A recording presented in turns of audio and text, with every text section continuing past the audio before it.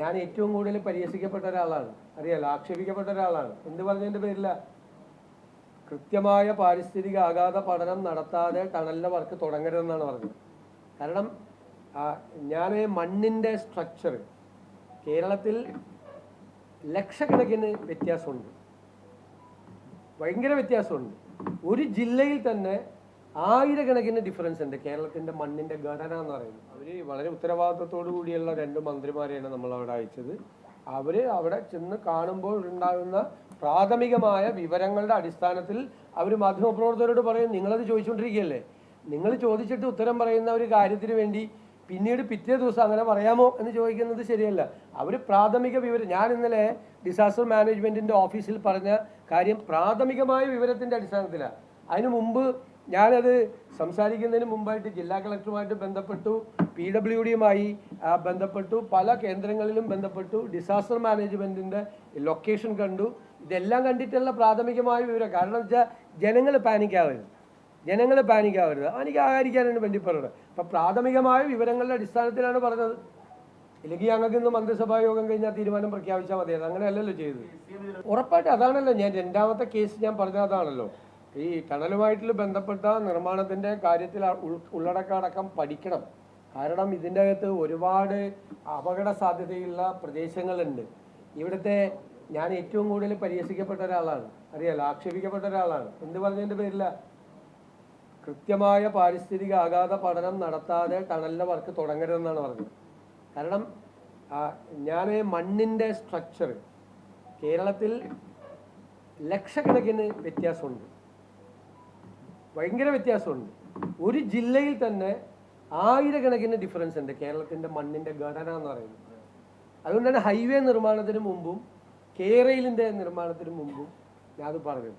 എന്നെ മണ്ണ് പരിശോധനാ വിദഗ്ധൻ എന്ന് പറഞ്ഞിട്ട് ഞാൻ പ്രതിപക്ഷ നേതാവായിരുന്നപ്പോൾ കളിയാക്കി. ഈ വയനാടിൻ്റെ മണ്ണിനൊരു പ്രത്യേകതയുണ്ട്, അത് ഫ്രജൈലാണ്, വളരെ ദുർബലമായ ഘടനയാണ്. അപ്പോൾ ഇനി വളരെ ശക്തിയായിട്ട് പാറ പൊട്ടിക്കുന്നത് ഉൾപ്പെടെയുള്ള നിർമ്മാണ പ്രവർത്തനങ്ങൾ നടക്കുമ്പോൾ, അല്ലേ, തുരങ്കം നിർമ്മിക്കുമ്പോൾ പാറ പൊട്ടിക്കേണ്ടി വരും, ഡിഗ് ചെയ്യേണ്ടി വരും, ഒരുപാട് വളരെ ബുദ്ധിമുട്ടേറിയ പ്രവർത്തനങ്ങൾ നടത്തേണ്ടി വരും. അങ്ങനെ ചെയ്യുമ്പോൾ ഉണ്ടാകുന്ന ഷെയ്ക്കിൽ ഈ ഫ്രജൈലായ ഈ ദുർബലമായ ഈ മണ്ണിൻ്റെ ഒരു ഘടനയുണ്ട്, അത് ചിലപ്പോൾ ലൂസാകാൻ സാധ്യതയുണ്ട്. ലൂസായി കഴിഞ്ഞാൽ നമ്മൾ അറിയില്ല. പിന്നീട് ഒരു കനത്ത മഴ പെയ്യുമ്പോഴാണ് ഈ ലൂസായ മണ്ണ് നേരെ താഴേക്ക് ഇരിക്കുന്നതും പാറ പൊട്ടിപ്പോകുന്നതും. അപ്പം അത് മുൻകൂട്ടി കണ്ടും അറിയാവുന്നവരോടൊക്കെ ചോദിച്ചും മനസ്സിലാക്കിയിട്ടാണ് അന്ന് ഇതൊന്ന് ശ്രദ്ധിച്ചിട്ട് ചെയ്യണമെന്ന് പറഞ്ഞത്. ഒരുപാട് നിങ്ങൾക്കറിയാമല്ലോ എന്തുമാത്രം ആക്ഷേപിക്കപ്പെട്ടു. ഉത്കണ്ഠ കൊണ്ടാണ് അത് പറഞ്ഞത്, ഉത്കണ്ഠ കൊണ്ടാണ്, ഭയം കൊണ്ടാണ് പറഞ്ഞത്. അല്ല, മണ്ണിൻ്റെ ഘടനയെക്കുറിച്ച് വിദഗ്ധരൊന്നുമല്ല. പക്ഷേ ഇതൊക്കെ ആളുകൾ, പൊതുപ്രവർത്തകരൊക്കെ അറിഞ്ഞിരിക്കേണ്ട കാര്യങ്ങളാണ്. കേരളത്തിൻ്റെ ഹൈവേയുടെ സമയത്തും പറഞ്ഞു, ഹൈവേ നിർമ്മാണത്തിനും ഇങ്ങനൊരു അപാകത പറ്റിയിട്ടുണ്ട്. ഹൈവേ നിർമ്മാണത്തിന് കേരളത്തിൽ എപ്പോഴും ഏത് കൺസ്ട്രക്ഷനും കേരളത്തിൽ മണ്ണ് പരിശോധന നടത്തിയിട്ടേ പാടുള്ളൂ. വയനാട്ടിലെ മണ്ണല്ല കോഴിക്കോടത്തെ അല്ല വടകരയിൽ ചെല്ലുമ്പോൾ ഏത് കൺസ്ട്രക്ഷനും ആ മണ്ണിൻ്റെ അതുണ്ടല്ലോ. ഈ PWD മാനുവലിലൊക്കെ ഇല്ലേ മണ്ണ് പരിശോധന നടത്തണം. പാലം പണിയുന്നതിന് മുമ്പ് മണ്ണ് പരിശോധന നടത്തില്ലേ പാലത്തിൻ്റെ അവിടെ? കാരണം ചെളി എത്രയുണ്ട്, അപ്പോൾ അതിൻ്റെ പില്ലർ എത്രമാത്രം താഴണം, അതിൻ്റെ താഴെ ബ്ലോക്ക് ചെയ്യണം. പാറ കണ്ടുപിടിച്ചിട്ടാണ് പില്ലർ വയ്ക്കുന്നത് പാലത്തിൻ്റെ. കാരണം മണ്ണ് ചെളിയാണെങ്കിൽ വീണ്ടും ഇത് പാലത്തിൻ്റെ വെയിറ്റ് വരുമ്പോൾ ഇത് താഴോട്ട് പോകും. അതുകൊണ്ട് കണ്ടിട്ടാണ് ഇത് ചെയ്യുന്നത്. നമ്മളൊക്കെ 10-25 വർഷം MLA ആയിരിക്കുമ്പോൾ ഈ നിർമ്മാണ പ്രവർത്തനങ്ങൾ കണ്ടതിൻ്റെ അനുഭവത്തിലാണ് അത് പറഞ്ഞത്. ഹൈവേ നിർമ്മാണത്തിന് പല സ്ഥലത്തും അത് ചെയ്തിട്ടില്ല. അവർ മറ്റ് സ്ഥലങ്ങളിൽ നോർത്ത് ഇന്ത്യയിലൊക്കെ ചെയ്യുന്ന മോഡലിലാണ് ചെയ്തത്. അതുകൊണ്ടാണ് എത്ര സ്ഥലത്താണ് തകർന്നു വീണത്. ഈ സ്ട്രക്ചർ തകർന്നു വീണത് എന്തുകൊണ്ടാണ്? മണ്ണിൻ്റെ ഘടന പഠിക്കാതെ അത് ചെയ്തുകൊണ്ടാണ്. അതുകൊണ്ടാണ് അത് പറ്റി. എത്ര സ്ഥലത്ത് തകർന്നു വീണു? കേരളം മുഴുവൻ. ശരിയാണോ? മൂന്നൊന്നുമല്ല, ഇഷ്ടം പോലെ.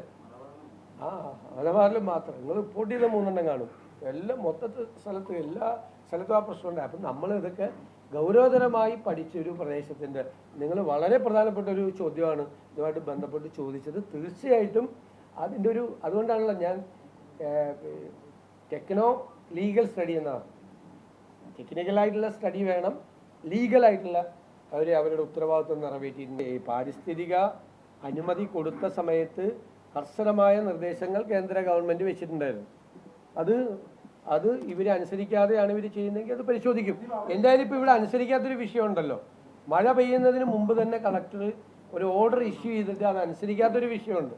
മഴ പെയ്തു കഴിഞ്ഞാലും PWD സെക്രട്ടറി ചില മാധ്യമങ്ങളിൽ കണ്ടു, PWD സെക്രട്ടറി പറഞ്ഞത് വേറെ, മുഖ്യമന്ത്രി പറഞ്ഞതല്ല. PWD സെക്രട്ടറി അത് തന്നെയാണ് പറഞ്ഞത്. ജില്ലാ കളക്ടർ ഉത്തരവ് കൊടുത്ത സമയത്ത് അത് മാറ്റാൻ പറ്റുമായിരുന്നു. പിന്നീട് മഴ പെയ്തു തുടങ്ങിയപ്പോൾ അത് മാറ്റാൻ പറ്റാത്ത സ്ഥിതി വന്നു. അത് PWD സെക്രട്ടറി പറഞ്ഞ കറക്റ്റാണ്. ആ സമയത്ത് അത് മാറ്റാൻ പറ്റത്തില്ല. അതിന് മുമ്പ് അവർ ചെയ്യണമായിരുന്നു, അവർ ചെയ്തിട്ടില്ല. അത് പരിശോധിക്കും. അതാണ് ഞാൻ പറഞ്ഞത്, അത് പരിശോധിക്കാൻ വേണ്ടി കൂടിയാണ് രണ്ടാമത്തെ ഇത് വയ്ക്കുന്നത്. തീർച്ചയായിട്ടും ഗൗരവമായിട്ട് അത് പരിശോധിക്കും.